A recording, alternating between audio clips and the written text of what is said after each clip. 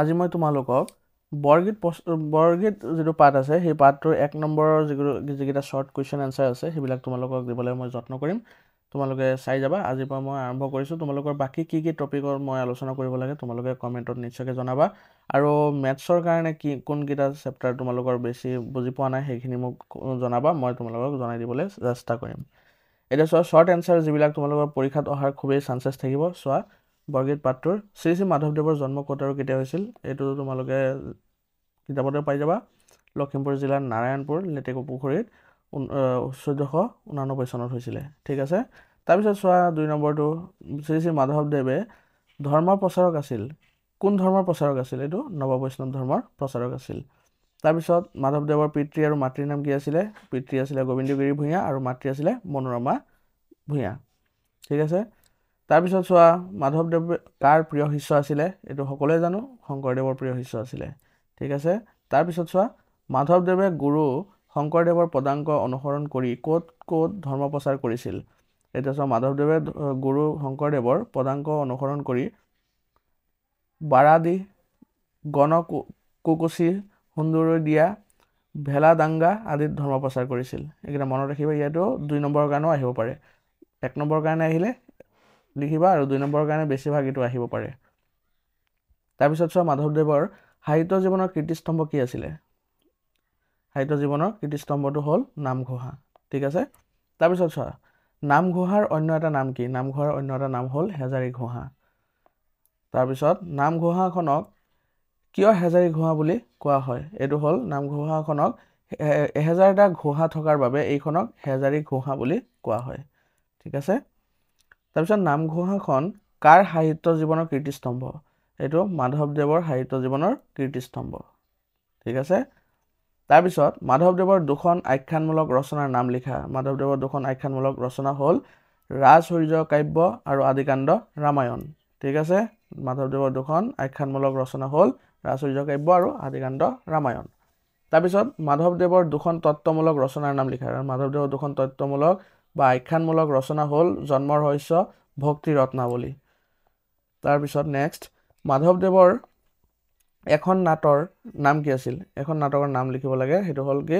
অৰ্জুন ভঞ্জন বা দধি মথন। তাৰপিছত চোৱা, মাধৱদেৱৰ 2খন ঝুমুৰাৰ নাম লিখা। মাধৱদেৱৰ 2খন ঝুমুৰাৰ নাম হ'ল চোৰ ধৰা আৰু এটা হ'ল ভোজন বিহাৰ। ঠিক আছে। তাৰপিছত মাধৱদেৱে কাৰ টোলত বহি শিক্ষা লাভ কৰিছিল? মাধৱদেৱে ৰাজেন্দ্ৰ অধ্যাপকৰ টোলত বহি শিক্ষা লাভ কৰিছিল। তাৰপিছত মাধৱদেৱে ক'ত শংকৰদেৱৰ সৈতে লগ হৈছিল? মাধৱদেৱে ধোৱাহাট বেলগুৰিত শংকৰদেৱৰ সৈতে লগ হৈছিল। তাৰপিছত মাধৱদেৱে ৰামায়ণৰ কোন খণ্ড প্ৰণয়ন কৰে? সেইটো হ'ল আদিকাণ্ড ৰামায়ণ। তাৰপিছত মাধৱদেৱৰ বৰগীতত কি ভাৱৰ প্ৰকাশ অধিক? এইটো হ'ল বাৎসল্য, দাস্য আৰু ভাম্যভাৱৰ প্ৰকাশ অধিক। বৰগীত কবিতাটো কি ৰাগত বন্ধা? এইটো হ'ল বসন্ত ৰাগত। এইটো ৰাগ হ'ব দেই, ৰাগ হ'ব। তাৰপিছত কবিয়ে কিহত আতুৰ হোৱা বুলি কৈছে? কবিয়ে বিষয় সাধনাত বা বিষয় বাসনাত আতুৰ হোৱা বুলি কৈছে।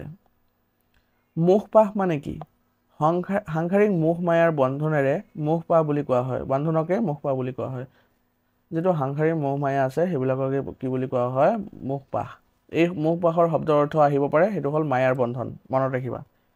বৰগীতটি কাৰ দ্বাৰা ৰচিত? বৰগীতটি মাধৱদেৱৰ দ্বাৰা ৰচিত। যিটো তোমালোকৰ পদ্যত আছে, মাধৱদেৱৰ দ্বাৰা ৰচিত বৰগীতটিত কি ভাৱ প্ৰকাশ পাইছে?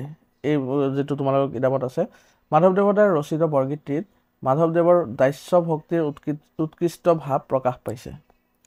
ভক্তৰ বাবে পৰম ধন কি? ভক্তৰ বাবে পৰম ধন হ'ল হৰিৰ চৰণ। মহাপুৰুষ শংকৰদেৱে কিমান বৰগীত ৰচনা কৰিছিল?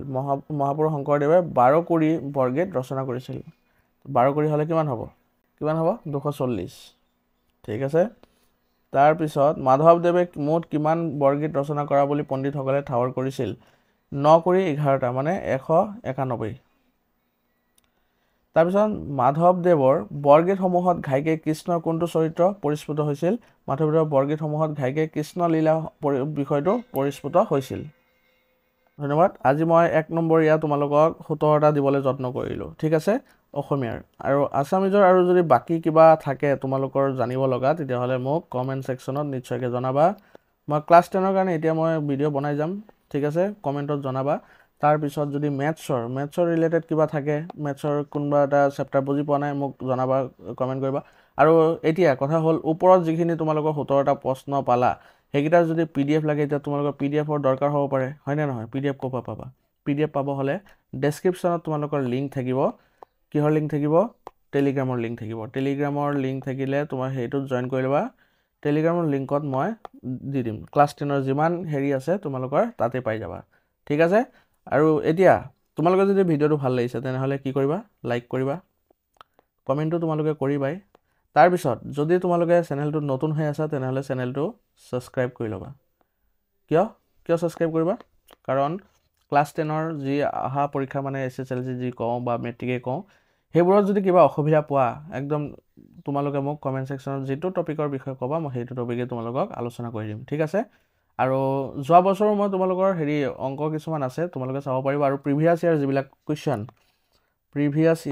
যিবিলাক কুৱেশ্যন আছে সেইবিলাকো তোমালোকে মোৰ টেলিগ্ৰাম চেনেলটোত পাই যাবা আৰু প্ৰিভিয়াছ ইয়াৰৰ কুৱেশ্যনবিলাক মোৰ আলোচনা কৰা আছে তোমালোকে চেনেলত গৈ চাব পাৰিবা ঠিক আছে ধন্যবাদ আজিলৈ ইমানখিনি ৰাখিলোঁ ভিডিঅ'টো অতি সোনকালে তোমালোকৰ লগত আকৌ লগ পাম ধন্যবাদ